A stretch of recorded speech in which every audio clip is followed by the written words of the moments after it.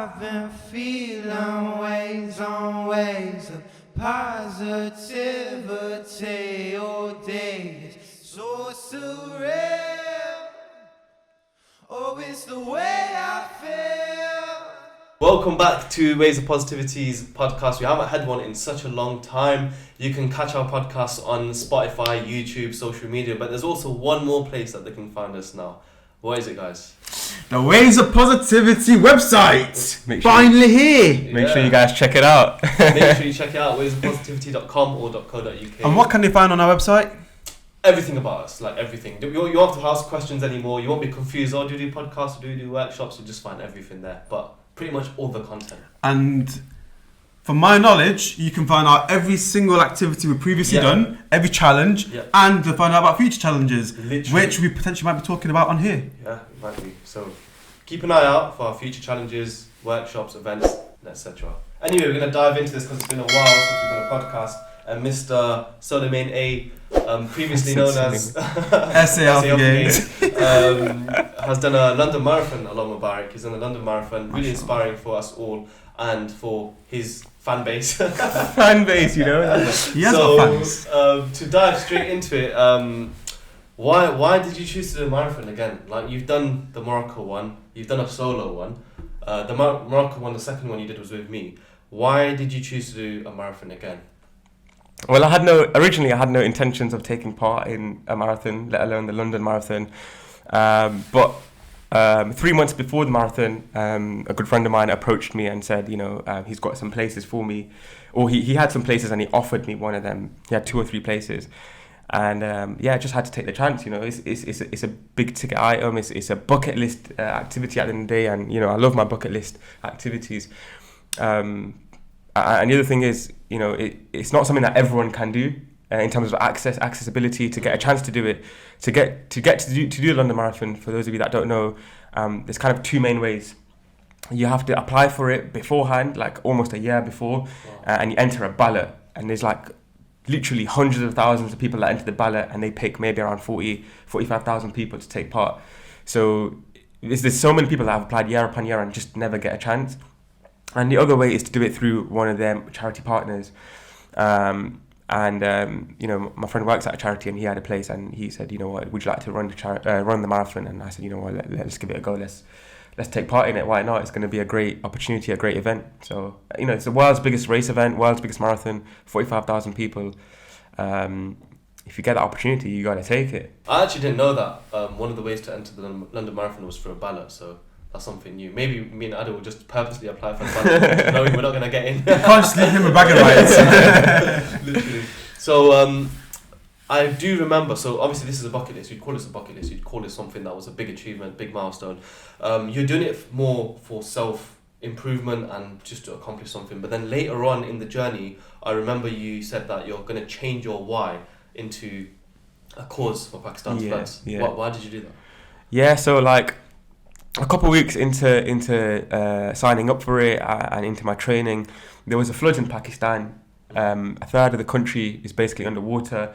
Millions of people are left, displaced, no more home, no more livelihood, everything just gone in the blink of an eye almost.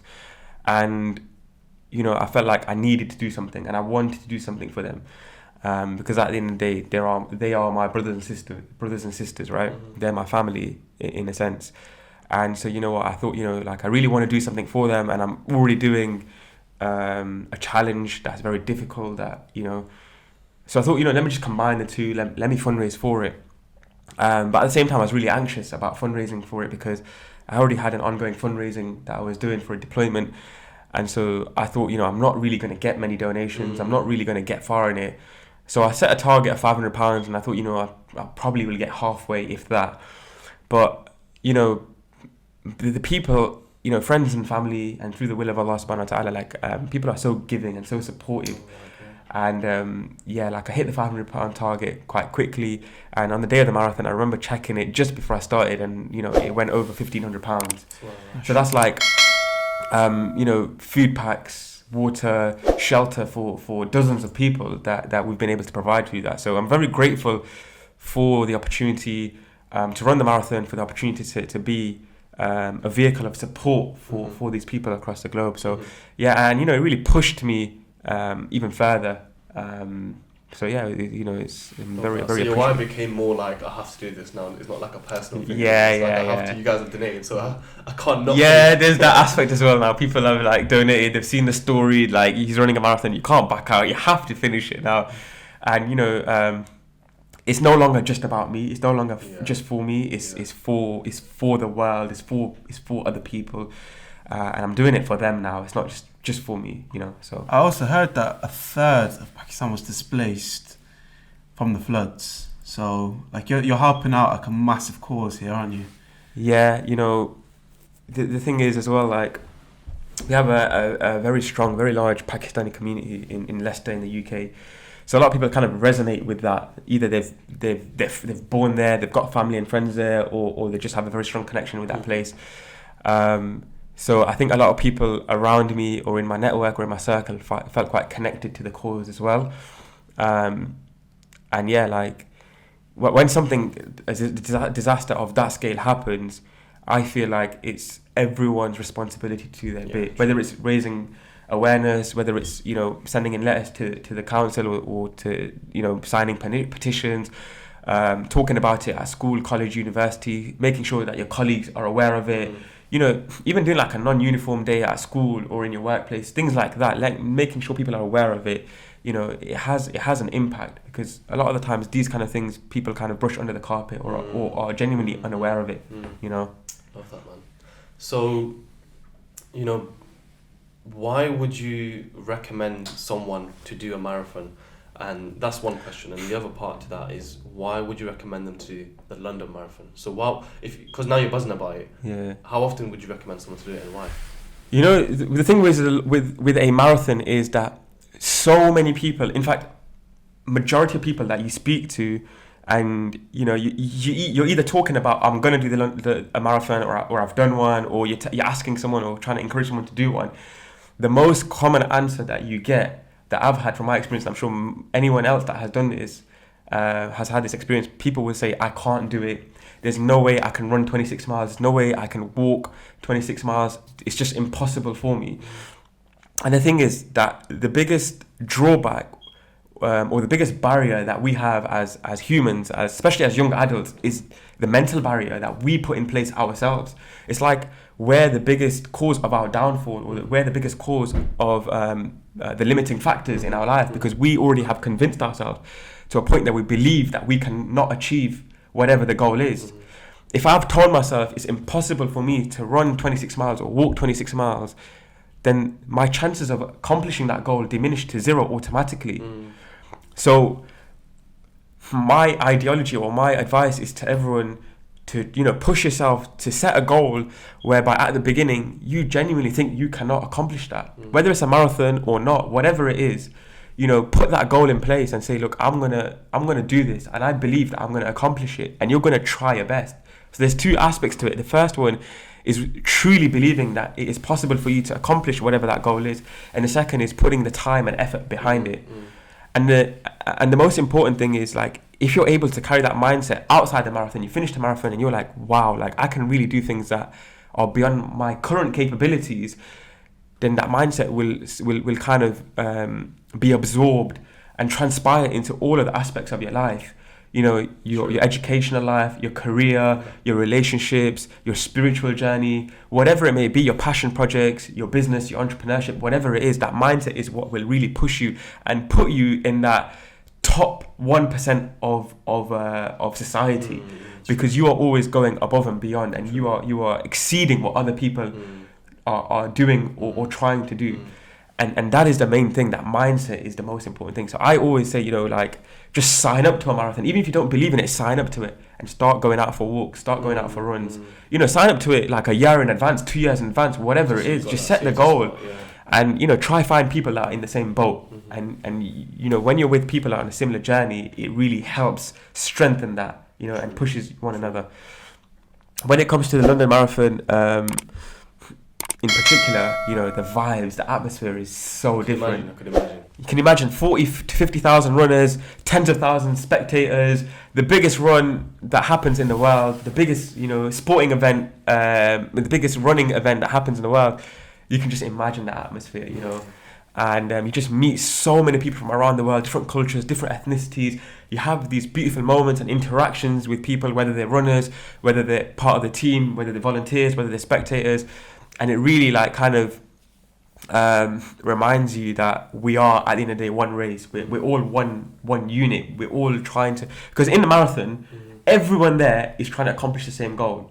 And it's you kind of have the true feeling and essence of unity, and it's such a surreal, beautiful feeling. To be honest with you, I think I want to be a part of that now.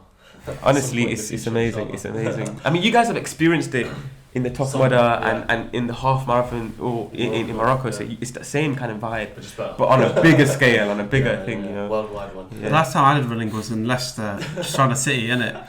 We did a half marathon around the city, and that was nowhere near the... Yeah, because you've experienced it on your own. So now when you take part in, whether it's a 10k, half marathon or a full marathon, whatever it is, but it's an organised run, you will see how much of an impact that has on you, your emotions, your mindset, and your performance. Like, it really pushes you to another level. So what we're saying? Let's do it, man. Let's do it. I'll be on the moped just watching. I'm done. Let's do it. He's going to take a taxi to the finish line. Literally. That kind of moves on to the next question. And since we're with the positivity, we'll start off with the, not negative, but the hardest part. So the question is, what was the most difficult part of the process from booking it to the finish line or the few days after? And within that question, what was the most content part? And I want you to finish off with what was the most beautiful part from there. Yeah. All right. So there was 3 kind of points where it was really difficult. The first one was after you signing up, the training was just so hard in terms of getting time to train. It was very difficult to find the time. You know, doing the 5k runs, 10k runs is fine. You know, it takes half an hour. If you're a slow runner like me. But then when you're going on to 15k, 20k, 25k, 30k, 40k runs, you know, you need 2, 3, 4 hours to do these runs, and finding the time is very difficult, especially because I signed up to the run and I already had things in place and planned for throughout that 3-month training period. Like, I had weekends away, the deployment, and then time that you've booked with family and all that kind of stuff, work. It was very hard to find the time to train. But at the same time, during that time, it was... it's nice to meet people. During the last 3-4 weeks, I finally met other runners from Leicester, like Muslim runners, and just some of the most amazing brothers. Like, they're just so supportive, because these guys are experienced in running a lot more than I am. So that was a very difficult period. And then when it comes to the run, before the run on the day, getting to the start line was a very difficult period. It was very frustrating. Before I even started the run, when I got to the start line, I checked my watch, my pedometer, and I've already done 6,500 steps because I booked a hotel that was closer to the end. Close to West London, whereas the start line is in East London in Greenwich Park. So to get to the start line, it was supposed to be an hour and 40 minutes, but it took 2.5 hours or something ridiculous like that. It was a very arduous journey, you know. But nonetheless, got to the start, and the vibes kicking, the atmosphere kicks in, the adrenaline starts pumping. But that was a very, very hard part. I think that stunted or diminished my performance a bit. During the run, but then the hardest part was during the run when I started to get really sharp pains in my ankles, in particular my right ankle, and I remember I was running and I had to stop at the paramedics. They gave me some paracetamol to try kill the pain for a bit, and it got really, really tough. Yeah, paracetamol, not painkillers. Paracetamol is a painkiller. It is a painkiller. Oh.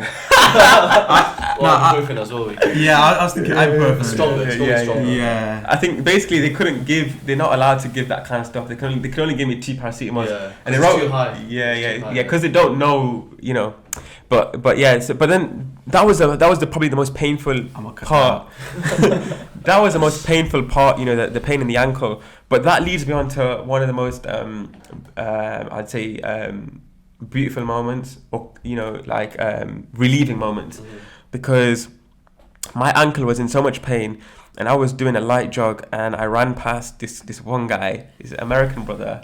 And if you've been following my stories, or if you've seen my Instagram posts, or if you see my highlights for the London Marathon, you will see this guy called Raj. He's a guy from America, from I think Virginia, and he was running for the Salvation Army. And he was kind of like, he was kind of stood stationary, he was stretching or whatever he was doing, and I ran past him, and he saw me, and I don't know if maybe we spoke before or he recognized me from somewhere, I'm not too sure. Like, he shouted at me, and I was like, yo, who's this guy? And he goes, oh, we're gonna run together now, and we're gonna keep going. You know an impersonation? And how he actually said it to you? No, no, I can't really. Hey man, hey bro man, come on here, we're run together. He actually had more of an Indian accent. Okay, fair enough. He didn't have an American accent. Hey man, we're gonna run together. No, that was an friends. That was an abomination. but anyways, yeah, like he basically we kind of spoke. He goes, how are you feeling? How are you finding it? And I was like I'm really struggling. I got pain in my ankle. And he's like, yeah, we're gonna do this together. We're gonna get to the finish line together. We're gonna do this together. And he really gave me like a burst of energy. You know, when you're doing something with something with someone, you know, like I said, when you're on the same journey with someone, you really push each other and you bounce off each other's like energy. You know, so he was like, okay, we're gonna run every kilometer. We're gonna reach a kilometer, and we're gonna walk for about 30 seconds, and we're gonna finish the kilometer. And that was like our system that we built, right?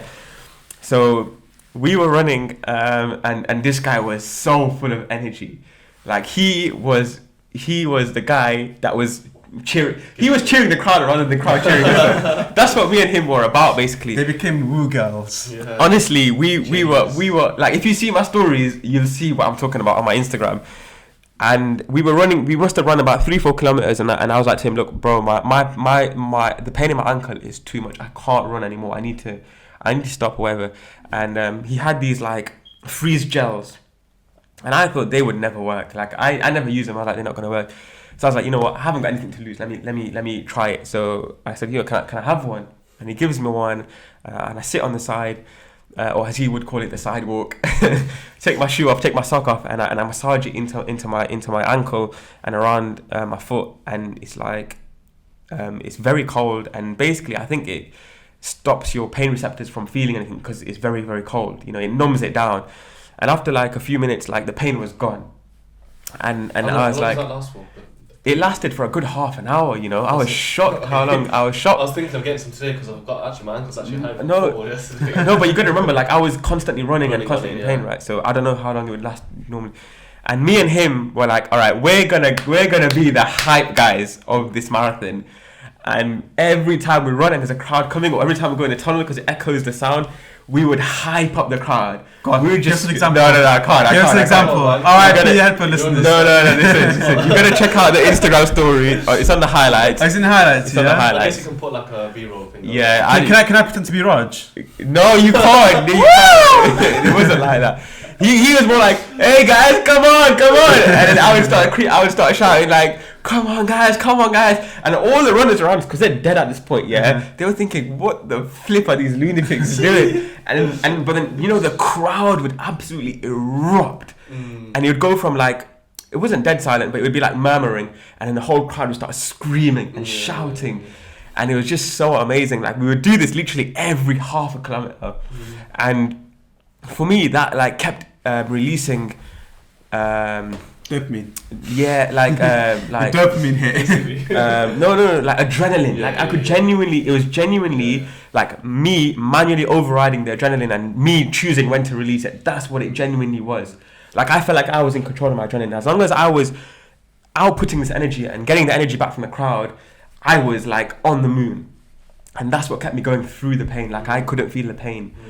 And that's what kept me going. And Raj was just an amazing guy. Like I genuinely give so much credit and prop to him, because he made me realize that. And that is the beauty of having people around you that are supportive and want to see you win. Because at the end of the day, he wanted to see me finish alongside with him, if not quicker than him. And it was genuine, you know, and it was beautiful. And it's like one of the things that I'll never forget.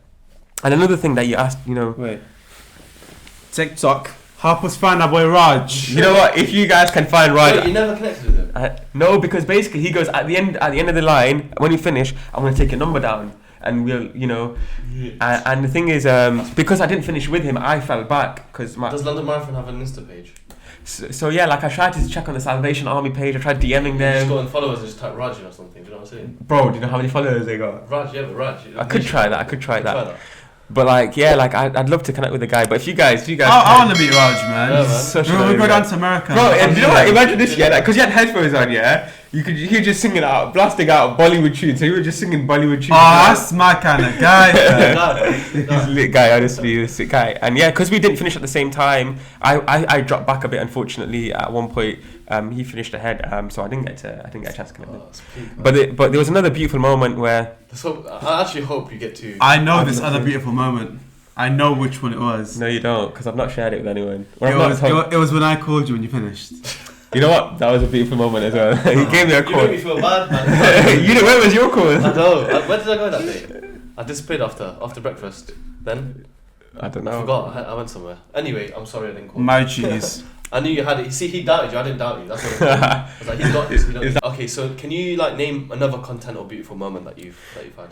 Yeah, so there was another really like it was a very small moment. It's quite insignificant, really, in the grand scheme of things. But I found it quite. For me, it was a big thing, right? And it had an impact on me during the day and during the run. So when I was with Raj, like his family and like the charity he was running for, were at a stop, right? Probably like 22 miles in or something like that.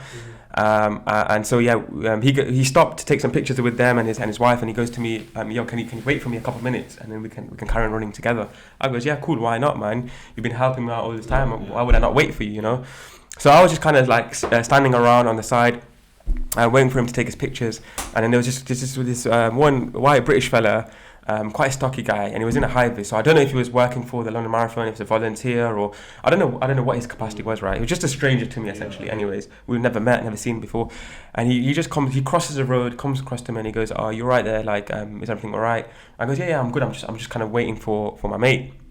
And he goes, "Are you sure? Is there anything you need? Would you like some water?" I goes, "Yeah, sure. Like, I'll have some water if you got." And I thought, like, because basically every few kilometers there's like a water station. So I thought either there's a water station that's just around the corner, or maybe he's got like some people like bring crates of water to give out and stuff. So I thought, you know, he's just gonna go and grab one. But then he goes off, and I see him coming like out of the shop, and it turns out like he's bought me this cold bottle of water. Right. And the stops, they don't give you cold water. It's kind of like just whatever the temperature is outside, yeah. And he's giving me this cold bottle of water, and I was like, bro, if you didn't have to buy me water, man, like I was gonna get water like just down the road. He goes, nah, look, you're doing amazing. You're running this thing. I could never do the run, and you're doing it for an amazing cause. You know, you need this. This is for you. This is my gift for you. And he was just giving me words of encouragement. And it was, like I say, it's a very small act of kindness, but it's one of them acts of kindness from a stranger that you have every now and then that you just never forget. That's beautiful, man. Now TikTok needs to help us with two things: Raj and the water giver, the water guy. Water boy. So yeah, like it was just so nice, you know. I bet it gave you a proper boost of energy to carry on. Like yeah, like I just felt like, I don't know, euphoric. I just felt like I gotta do it for him. Yeah, like, you know, it just pushes you. Like you just realize that, you know what, like whenever there's someone around you that is in need. Even if they're not in need, you know, it's just nice to go up, check on them, like, how you doing? Do you need anything? You know, because you never know what impact it can have on their day. It's just a small act. Even the act of asking someone just makes them feel like, I'm part of something. I'm part of the human race. I feel loved. There's people out there that care and appreciate. You know, it has a huge impact. So yeah, that was a really beautiful moment for me, to be honest with you. I love that, man. That's sick. And that leads on to the last question for the outro, and that is, based on everything you've done up until now, and London Marathon being a big hit, big achievement for yourself, what's next on the list? Ooh, I think what the thing that we've been talking about the longest for maybe 3+ years now is I'm out and abroad, like Kilimanjaro. I don't mind doing like something like K2, Machu Picchu maybe, or Mount Fuji. I just want to conquer one of these, you know, big mountains abroad. Sounds like a motive. Make sure you bring us with you. Bro, we've been talking about it as a group for many years. We were meant to do it in 2020, remember? Yeah, but it got called off, unfortunately.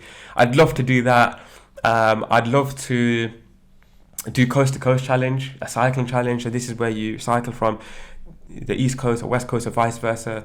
You know, some people do it over like a day, 2 days, 3 days or whatever, but I want to push myself, and I want to like start at the East Coast at at sunrise, and finish on the west coast at sunset, and just do it all. And I think that would be such an amazing thing to do that, because not many people do that. A lot of people do coast to coast, but not many people do it in one day, and not a lot of people do it from sunrise to sunset. That's not something that's very, very common. In fact, I've never heard or met anyone that's done it like that. So I'd love to do that. Movie then, man. Yeah. It'd be so sick. It's a film crew. Obviously, you gotta do a little vlog out of it, you know. But I'd also love, again, we've been speaking about this for a couple of years, doing the overnight Tough Mudder, the 12-hour Tough Mudder in the dark. That would be sick. That would be sick. And you know, the reason why, like, I would love to do this, and I think we can maybe draw on our own experiences and share as well why you guys do it as well, is obviously it's that idea of pushing yourself to do something that's not normal for you and out of your boundaries, but also, you know, that feeling when you finally finish. Because when you do these challenges, whether it's Tough Mudder, a marathon, some kind of long distance cycling trip, anything where it's a long duration of time through training and the actual event itself, in that period of time you've poured in so much energy, so much time, so much passion. You've poured your soul into this activity, especially when you've got a deeper purpose behind it. You know, when you finally finish it and you cross that finish line and you're like, wow, I've done this, that feeling is incomparable, you know. And all those emotion, all those feelings that's been building up, it finally gets to you. And it's like, I don't know if you guys can describe it from when you did the fasted walk or when you did the Tough Mudder. I don't know how you guys would kind of describe that feeling. For me personally, because like when I was listening to you talk right now, the number like one thing I felt was I need that feeling he had again. Like you're describing how when you finish the marathon, like you don't know how to describe the feeling, but there's a feeling that comes with that. When we did our walk, when we did the half marathon fasted, and then when we climbed Scaffold Pike, Tough Mudder, you get to the end and you're like, did I just do that? Yeah. Like, is that me? Is that what I'm capable of? Skydive, skydive. And you feel like euphoric, like you say, you feel very euphoric. What about you? Like, how would you describe that feeling? Same, man. Yeah, it's like you've accomplished it and you want to do it all over again, but another time, another place, another, like you want to do the same thing again. It needs to level up. Yeah, it needs to level up. Level up. Like how you said marathon, we've done it in Morocco. Now I'd be like, okay, let's do it somewhere else. Tough Mudder, be like, oh, I'd love to do a Tough Mudder in like America, for example. Imagine the vibe you'd have there in the hot weather. We've always done it when it's cold. And then skydive, you probably say, I want better views this time. So maybe in Dubai, or maybe no, you could jump out of space. You need training for that, but I'll be down. Shout me. The thing is, terminal velocity. The thing is, like when you finish a challenge like this, a marathon, a Tough Mudder, a long distance cycling trip, whatever it is, when you finally accomplish it, because at the very beginning your journey started with you doubting that you can accomplish this, whatever your goals or parameters were, you finally accomplish it and you reflect back on it. That's the most important bit, that you reflect back on your journey and you be like, there was a moment in time where I felt like I could never do this, and now I've done it. And once you've had that reflection, you have that realization that, wow, I can do things that most people cannot do, or most people believe they cannot do, and I at one point believed I could not do. So that proves to me as an individual that there are so many things out there in the world that I am capable of accomplishing and doing. I need to find what those are, and I need to conquer those mountains as well. And that is what drives you to being the greatest human being that you can possibly be, that mindset. And I think that is like the biggest lesson that you can take away from these kind of like events and challenges. Love that, man. And I think that's to wrap it up then, isn't it? Give us a one-liner then. Give us one-liner to describe the marathon. That's a good shot. Oh, you bleeder, mate. That's it. No, look. The London Marathon, it is, I think, with a lot of experiences in my life. The question was, give us a one-liner to describe the experience. A one-liner, you got to think of it. Get creative. How would you describe? Imagine you're part of the sales team of the London Marathon and you got to sell it now. Yeah. What's that one-liner? The London Marathon allows you to discover parts of you that you didn't know existed. Beautiful. It's beautiful. I have nothing to say. Wait, London Marathon, I want to see this in your next promo. I want a free place, yeah? We need a free place with our whole team.